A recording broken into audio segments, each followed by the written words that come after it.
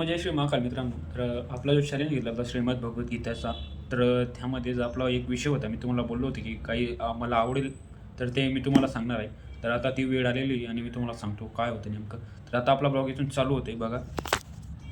आता मी तुम्हाला सांगतो. तर मी श्रीमद भगवद्गीतेचं पठण करत असताना मला हे लक्षात आलं, की आपण जे कर्माचे भोग भोगतो ते आपले पुण्य आणि पापचे असतं. तर तेच लोकं म्हणतात ना, की माझ्यासोबत हे झालं, माझ्यासोबत ते झालं, हे का झालं.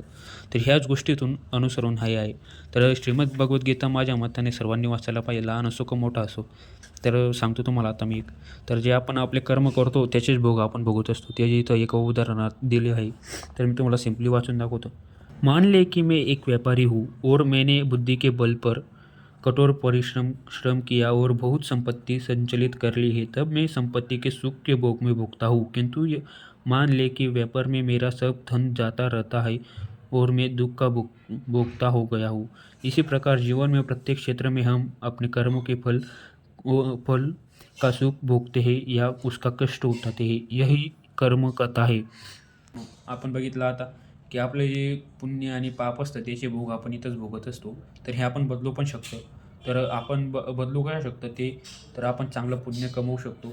त्या वरतीला आपलं जे पाप असतं ते आपलं कमी होत जातं आणि आपलं आयुष्य हे योग्य प्रकारे सुरळीत चालत असतं. तर अशाच व्हिडिओसाठी तुम्ही सबस्क्राईब करून ठेवा. जर तुम्हाला याचा लाँग व्लॉग हवा असेल तर मला कमेंटमध्ये सांगा. आपण तो पण बनवून देऊ तुमच्यासाठी. फक्त तुम्ही कमेंट करा. भेटू आपण पुढच्या व्लॉगमध्ये. तेवढ्यासाठी बाय.